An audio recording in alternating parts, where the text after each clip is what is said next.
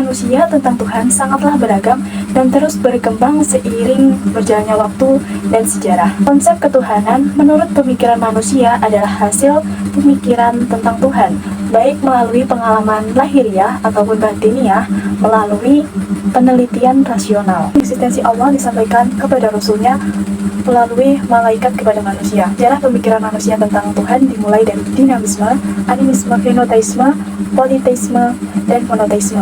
Oke, di sini saya akan menjelaskan satu persatu. Dimulai dari dinamisme. Dinamisme adalah sebuah kepercayaan yang menganggap segala sesuatu benda yang ada di alam ini memiliki kekuatan atau tenaga gaib. Kekuatan ini dapat berasal dari pohon, air, batu, hewan, ataupun manusia. Selanjutnya, animisme. Animisme ini adalah sebuah kepercayaan kepada nenek moyang ataupun roh dari nenek moyang. Yang ketiga yaitu politisme adalah bentuk kepercayaan yang mengakui adanya lebih dari satu Tuhan atau menyembah dewa. Yang keempat yaitu henoteisme adalah suatu sistem kepercayaan yang menganggap hanya ada satu dewa yang berkuasa di dunia tanpa menyangkal keberadaan dewa-dewa lain. Yang kelima yaitu monoteisme. Monoteisme adalah kepercayaan bahwa hanya ada satu Tuhan dan menekankan kesan dan personalitas Tuhan.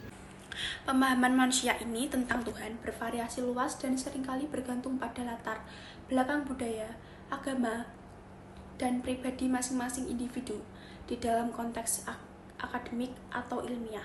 Meskipun sains memberikan penjelasan tentang bagaimana dunia bekerja, ia tidak dapat secara langsung membuktikan atau membantah keberadaan Tuhan Yang Maha Esa. Yang kedua, bukti akan adanya keberadaan Tuhan yang saya temukan ada 3 argumen. Yang pertama, ada argumen ontologis yang berasal dari kata ontos yang berarti sesuatu yang berwujud. Ontologi juga bisa disebut sebagai ilmu yang mempelajari wujud tentang hakikat yang ada. Argumen ini tidak berdasarkan pada alam nyata semata, namun juga berdasarkan pada logika. Yang kedua, ada argumen kosmologis.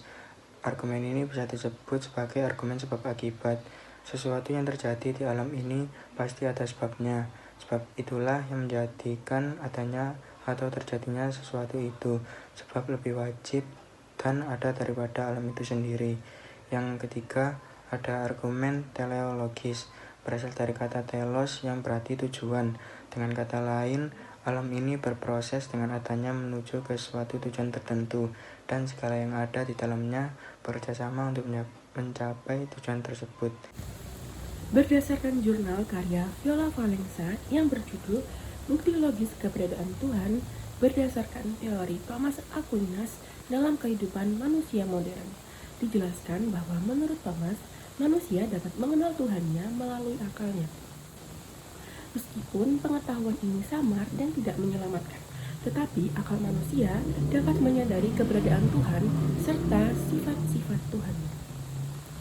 Tidak cukup hanya dengan berpikir dan bernalar, tetapi perlu adanya pembuktian.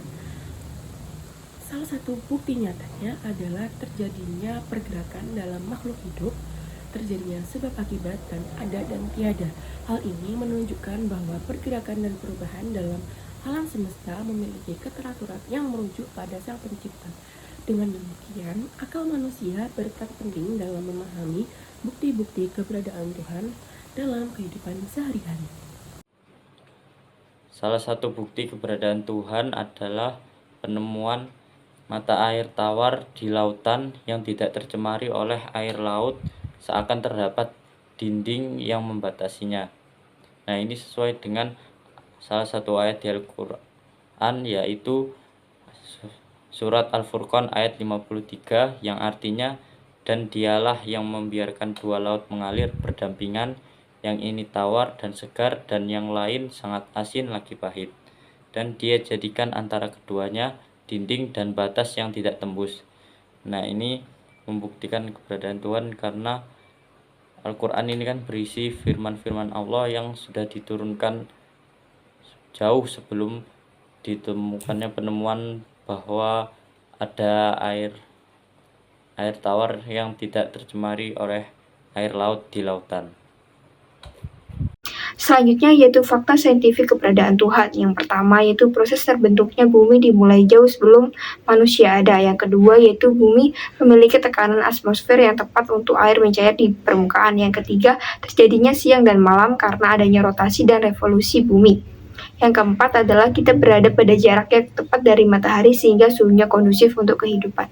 Al-Quran telah terdapat banyak surah Al-Quran yang menjelaskan tentang keesaan Allah, mulai dari surah An-Anbiya ayat 25, surat Al-Maidah ayat 72, dan surat Al-Baqarah ayat 163 yang berbunyi wa ilahukum ilahu wahid la ilaha illa huwal rahmanur rahim, yang artinya dan Tuhan kamu adalah Tuhan yang Maha Esa, tidak ada Tuhan selain Dia, yang Maha Pengasih, Maha Penyayang.